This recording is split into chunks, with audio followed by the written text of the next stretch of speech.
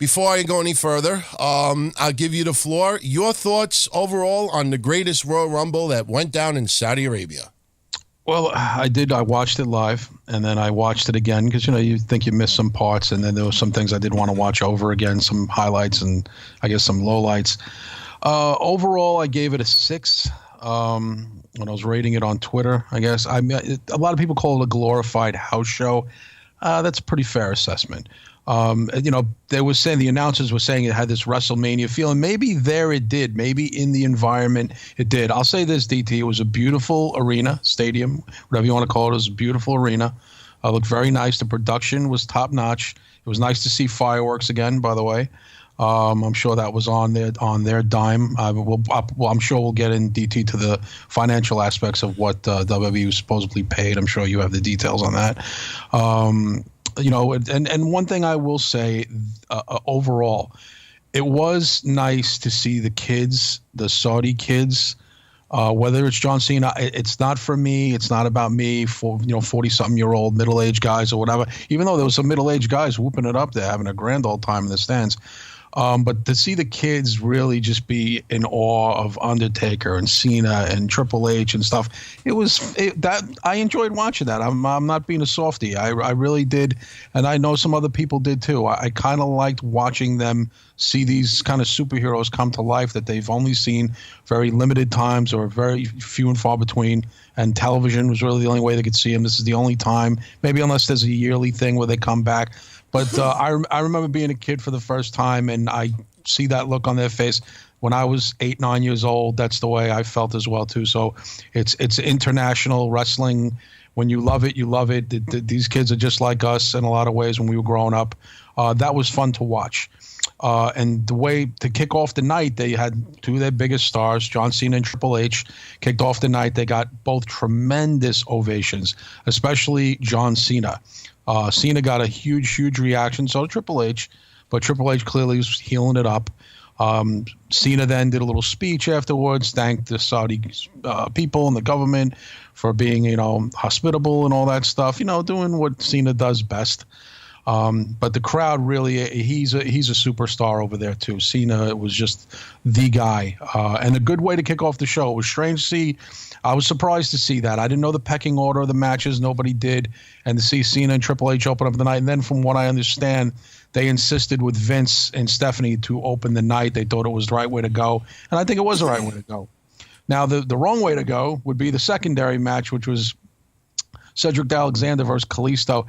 Honestly, DT, it was pretty much the same reaction that they get over here, which was not a lot. I was actually thinking of your alternative version of the Cedric Alexander song while I was watching him, by the way. So you came to mind with his "Nobody Cares for Me at All" or "Nobody Stands for Me at All." They put on a decent match. He beat Kalisto. Then they had Woken, Matt Hardy and Bray Wyatt. I think they're called the Deleters of Worlds. I think they finally named the tag team there. They beat Cesaro and Sheamus, new champions. So that had some importance to it, obviously, decorating new champions over there. United States title, Jeff Hardy versus Jinder Mahal. Jeff got a rousing ovation, as you would expect. Jinder, DT, barely got any kind of reaction whatsoever. Not that Jinder is from there, or I think he was supposed to, but I just would have thought in that region he would have gotten some sort of reaction. They just didn't care, and he botched a move towards the end. Jinder is getting worse, DT. I got to be honest with you. I don't know if you saw. Let me ask you this, DT, so I can interact with you a little bit here, so you don't sound like you're silent. Did you see any clips? The only thing I saw was what happened to Titus. That was it? That was it. Okay, so just so I know, like I'm mentioning stuff that you may or may not know. Yeah, no. All right, so Jinder, did you hear about Jinder's botch? I heard about it with the Jeff Hardy thing. I mean, it's not the first time that's happened with Jeff Hardy in the ring. And,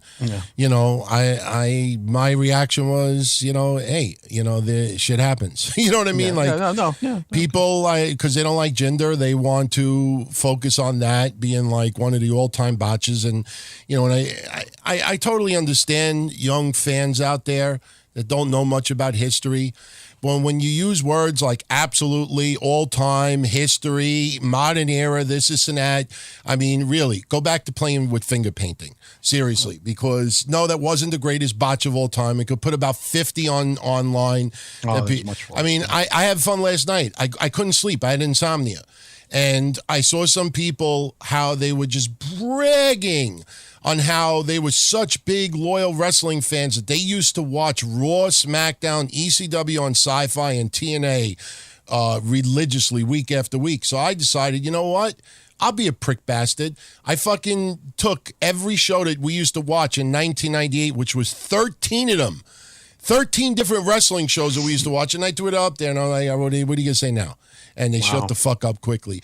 And like I said, I don't mind people that, you know, that voice an opinion or, you know, want to speak out, but when you use these of all time, worst ever, blah, blah, blah, blah, and you don't even have hair on your balls yet, just shut the fuck up, seriously. And what happened this week with 3 news stories, and then not even news stories, but to see website after website, and even with all due respect, podcasters that, you know, I actually get along with, and no, it's not the Soup family or Jason or anything, I don't want anybody starting shit, but to see people actually put credence in 3 fucking reports going around this week, I mean, now I understand why people make fun of wrestling fans. Because this is I honestly think we have the ones that figured out, let me do a wrestling website. I think that's pretty much what we're involved with right now. But, you know, I guess, you know, whatever other thoughts you want to talk about with this event. And I want to say something about Saudi Arabia. Yeah, well, like I said, just run it down quick. Then the Bludgeon Brothers defeated the Usos. Nothing to do with that. Nothing big there at all. In a Continental Championship ladder match, which could have been a lot better. Rollins, Balor, The Miz, Samoa Joe. Balor still showing some battle scars above his eye, which he was injured. Well, you want to call it injury. He got marked up during the match. That was okay. It could have been a little bit better. Then they had the Saudi prospects that they had over there. I guess their version of Tough Enough in the ring. The Daivari brothers came out, started with them, and then they took some of their moves or what would be their finishers or whatever, chased them out. The Saudi people clapped for their own. The Daivaris went scattering. Doing the whole Iran thing and, you know, against the Saudis. So a little political thing going on there, but all in good fun. Then they had, of course, the championship match, AJ Styles versus Shinsuke Nutcracker Nakamura. That ended in a double count out. Fans were big on AJ Styles, Nakamura, not so much over there.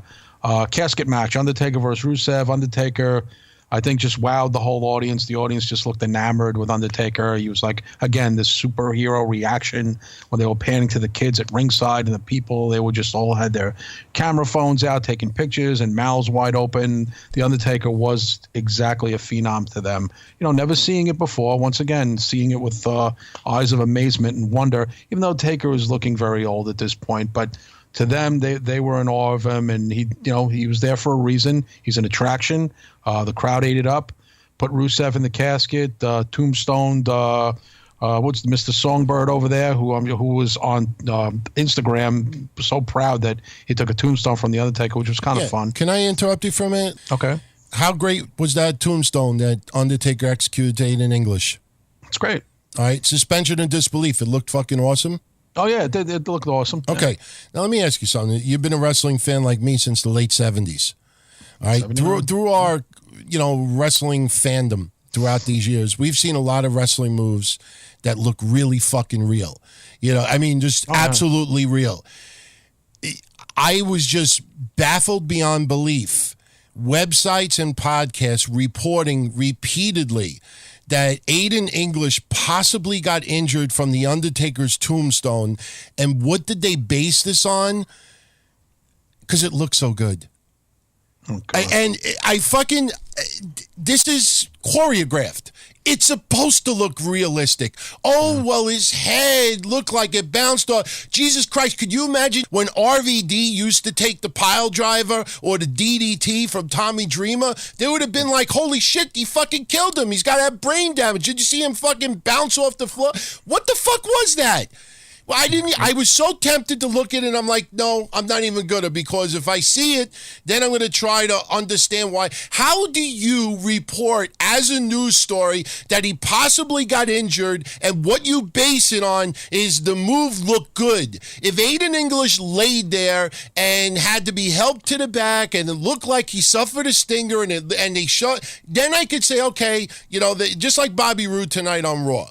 Bobby Roode, they played it off. Maybe his neck got injured. Maybe It's his throat. I mean, you see the replay, you can't really see. So, but you still have that thought, okay, maybe he really did get injured. Who knows? Don't know. But to base Aiden English possibly injured because of the way the move looked on TV, what the fuck is wrong with people? I read that, and it gets worse when I get into the other two news stories that were floating around this week also. But, all right, let me just blow. I'll just blow past because there's only two more things to cover. And Aiden English again posted on social media the next day that his childhood dream came true to be Tombstone by the Undertaker. So clearly he was loving it. Then there was a Universal Championship steel cage match, and listen, I'll say it. I don't need to be coaxed into saying it. I'm getting to the point now where I was wrong. Roman Reigns wasn't even over in Saudi Arabia. DT. He got a mild reaction at best, scatterings of applause, a few, Roman chants here and there, but very little. Brock, not much better. This is just a dead feud. And I think word is out internationally, DT, that this is a dead feud. It's just dead. And I know how like Superman punches and back suplexes. It's the same. They're giving each other their finishes and kicking out. It's the same shit. And then Roman spears him through the cage, and the whole thing, his feet didn't touch the floor, but Roman's did. But the referee gave it to Brock because his back hit the floor first. Just stupid. It just was garbage.